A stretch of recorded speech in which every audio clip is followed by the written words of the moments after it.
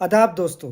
दुनिया में जितने भी ममालिक हैं, हर एक मुल्क में निज़ाम चलाने के लिए कुछ वज़ा करदा असूल होते हैं और उन असूलों को सियासी निज़ाम कहा जाता है। हर एक मुल्क का अपना एक सियासी निज़ाम होता है। जिस तरह पाकिस्तान का पार्लिमानी सियासी निज़ाम है, बरतानिया में भी पार्लिमानी सियासी निज़ाम है, अमेरिका में सदारती निज़ाम है, इंडिया में पार्लिमानी सियासी निज़ाम है।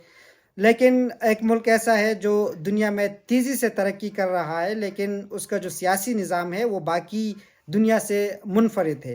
क्योंकि बाकी ममालिक में जो सियासी निज़ाम है वो मामूली रद्द-बदल के साथ पूरी दुनिया में एक जैसा काम करते हैं। जैसे कि अगर किसी एक मुल्क में पार्लिमानी निज़ाम है तो दूसरे में भी मामूली तब्दीलियों के साथ वो वही सिस्टम वैसे ही काम करता है। अगर किसी मुल्क में सदारती निज़ाम है तो दूसरे मुल्क में भी सदारती निज़ाम के बुनियादी असूल वही होंगे, लेकिन कुछ रद्द-बदल करेंगे अपने ही कल्चर और मुल्क के हिसाब से। लेकिन जो चाइना है वो पूरी दुनिया में तेज़ी से तरक्की कर रहा है, लेकिन उसका जो सियासी निज़ाम है वो बाकी ममालिक से मुख्तलिफ है। तो चलो देखते हैं कि चाइना का सियासी निज़ाम कैसे काम करता है।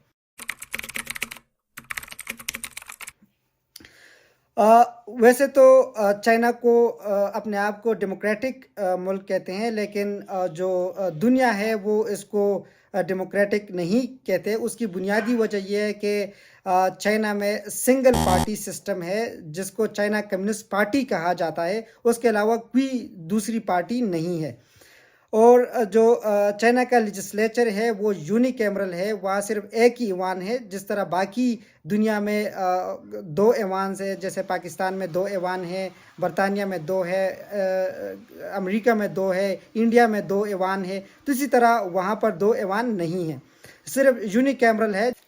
चाइना का जो लेजिस्लेचर है उसको नेशनल पीपल्स कांग्रेस कहा जाता है। 5 सालों के लिए इसके मेंबर्स मुंतखब होते हैं। इसको मौजूदा जो ऐवान है उसके तकरीबन 2980 मेंबर्स है, जिसमें दो किस्म के मेंबर्स होते हैं। एक को प्रोफेशनल्स कहा जाता है और दूसरे को ऑनरेरी मेंबर्स कहा जाता है। प्रोफेशनल्स मेंबर्स वो होते हैं जो एक्टिवली लेजिस्लेशन में इन्वॉल्व होते हैं, जो कानून साजी करते हैं। उसके अलावा जो ऑनरेरी मेंबर्स हैं वो इजाज़ी तौर पर किसी भी फील्ड से हो सकते हैं, जैसे कि स्पोर्ट्स से, कल्चर से, म्यूज़िक से और मोस्ट इम्पोर्टेंट बिज़नेस से। और ये जो ऑनरेरी मेंबर्स होते हैं ये ज़्यादातर पैसे दे के भी मेंबर्स बनते हैं। जैसे कि हम अगर चाइना के ईवान का कंपैरिजन करें अमेरिकन कांग्रेस के साथ, जो दुनिया का सबसे ताकतवर मुल्क अपने आप को कहता है और दुनिया की नंबर 1 जीडीपी है, तो जो चाइना का नेशनल पीपल्स कांग्रेस है उसमें 31 लोग जो है वो बिलीनियर्स है, और उसके मुकाबले में यूएस का जो कांग्रेस है उसमें कोई भी बंदा बिलीनियर नहीं है। चाइना का जो ऐवान है वो साल में एक ही दफ़ा मिलते हैं, मार्च के महीने में 10 से 14 दिनों के लिए, जिसमें अगर सदर या वाइस प्रेसिडेंट का इलेक्शन हो तो वो भी इसी में मुंतखब करते हैं। इसके अलावा जो मुख्तलिफ इदारे हैं उनके हेड्स भी नेशनल पीपल्स कांग्रेस सेलेक्ट करती है। जैसे कि पीपल्स लिबरेशन आर्मी का जो हेड होता है ये भी एनपीसी सेलेक्ट करता है। सुप्रीम पीपल्स कोर्ट जो है, जैसे कि बाकी मुल्कों में सुप्रीम कोर्ट होता है, इसका हेड भी एनपीसी सेलेक्ट करता है। उसके अलावा प्रोसिक्यूटर जनरल की सिलेक्शन भी एनपीसी करता है। चाइना का जो लेजिस्लेचर है ये बाकी दुनिया के लेजिस्लेचर्स की तरह काम नहीं करता, बल्कि ये साल में सिर्फ एक ही दफ़ा मिलते हैं 10 से 14 दिनों के लिए, और इसमें ये ज़रूरी कार्रवाई करते हैं। जिस तरह के सदर का इलेक्शन हो या कोई ज़रूरी कानून साजी हो तो ये उसमें हिस्सा लेते हैं। और इसके अलावा जो साल 1989 के बाद जो स्टैंडिंग कमेटी के पास सबसे ज़्यादा इख्तियारात आ गए हैं, वो अगर ऐवान सेशन में ना हो तो वो बजट का अप्रूवल भी दे सकते हैं। उसके अलावा जो चाइना पीपल्स कांग्रेस है उसके जो मेंबर्स है वो 35 इलेक्टोरल यूनिट से बनते हैं, और इसमें जो सबसे ज़्यादा जो परसेंटेज है वो पीपल्स लिबरेशन आर्मी की है। जो चाइना की आर्मी है उनकी जो मेंबरशिप है वो 9% है। باقی جو چائنا کمیونسٹ پارٹی کے جو ممبرز ہیں وہ 72% ہوتے ہیں، اور باقی جو آنریری ممبرز ہیں وہ بنتے ہیں۔ یہ جو چائنا کمیونسٹ پارٹی ہے یہ دنیا کی سب سے بڑی سیاسی پارٹی ہے، اس کے 96 ملین ایکٹیو ممبرز ہیں۔ اس کے علاوہ بھارتی جنتا پارٹی بھی یہ کہتی ہے کہ یہ دنیا کی بڑی پارٹی ہے، لیکن اس کی جو ممبرشپ ہے وہ اتنی ایکٹیو نہیں ہے۔ چائنا کمیونسٹ پارٹی کے جو 70% ممبرز ہیں وہ میل ہے، اور باقی جو ہے وہ فیمیل ممبرز ہے۔ شروع میں یہ فیمیل ممبرشپ کم تھی، لیکن آہستہ آہستہ وہ بھی وقت کے ساتھ بڑھ رہی ہے۔ اور دنیا کہتی ہے کہ جو چائنا کا لیجسلیچر ہے وہ چائنا کمیونسٹ پارٹی کے لیے ربر اسٹیمپ کے طور پہ کام کرتا ہے۔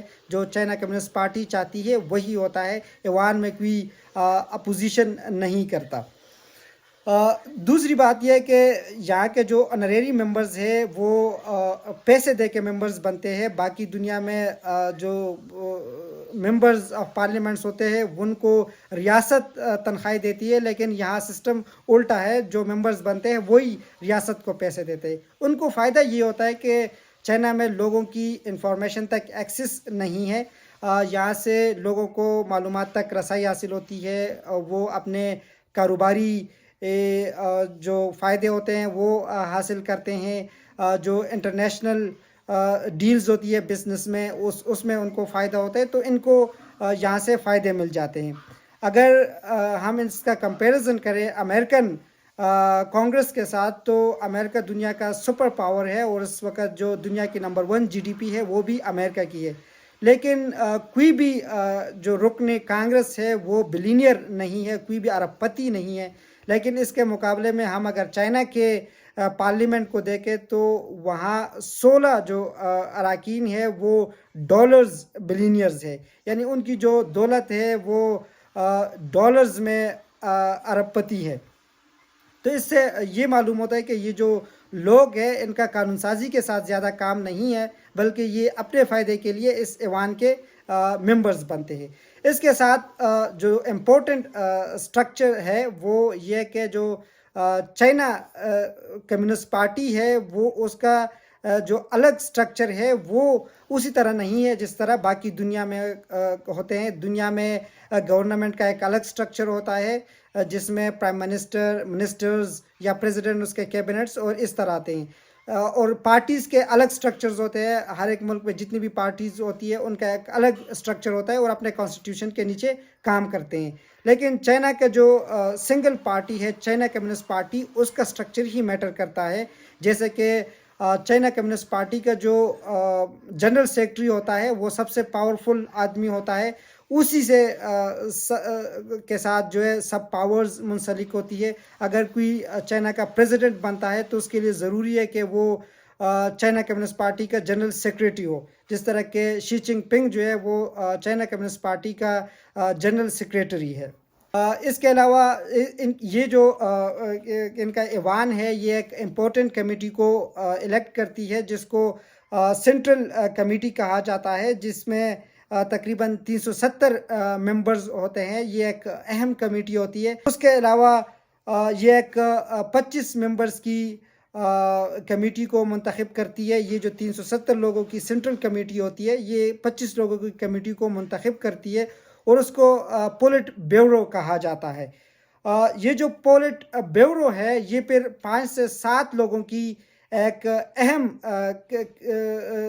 کمیٹی کو منتخب کرتی ہے جس کو پولٹ بیورو اسٹینڈنگ کمیٹی کہا جاتا ہے۔ یہ چائنا کی سب سے امپورٹنٹ کمیٹی ہوتی ہے، اس میں سب سے اہم لوگ ہوتے ہیں۔ یہ 9 تک بھی ممبران جا سکتے ہیں، لیکن شی چنگ پنگ کے دور میں یہ ان کی جو تعداد ہے وہ 7 ہی رکھی گئی ہے۔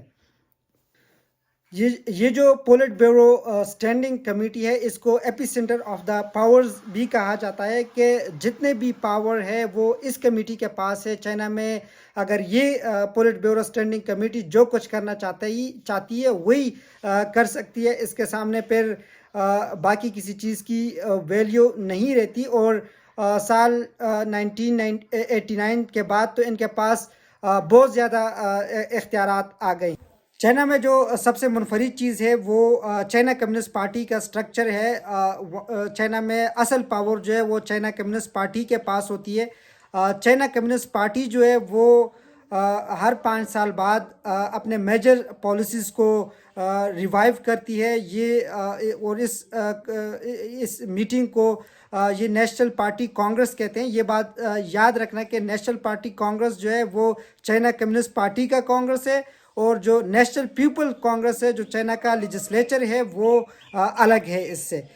ये जो चाइना कम्युनिस्ट पार्टी के जो लोग हैं, ये सेंट्रल कमेटी को मुंतखब करते हैं, और यही सेंट्रल कमेटी जो है इसको AP centre of the power कहा जाता है। इन लोगों के पास सबसे ज़्यादा पावर्स होते हैं, सबसे ज़्यादा इख्तियार होता है चाइना में।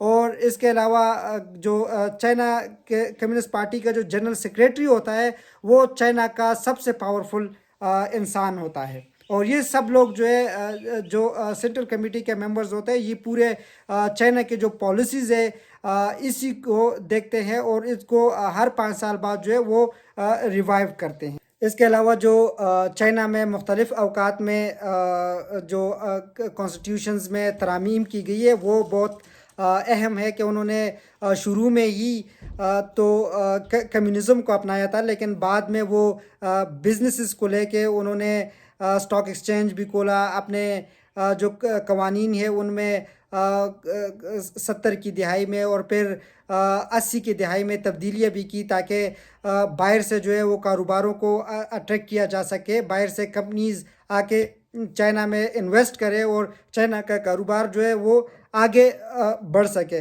अभी तो जो चाइना का दुनिया के साथ डील है वो एज अ कैपिटलिस्ट मुल्क है, वहाँ वो उनके जो कम्युनिज़म है वो तो श्रिंक हो गई है, लेकिन फिर भी बाकी दुनिया से चाइना का जो निज़ाम है वो मुख्तलिफ है।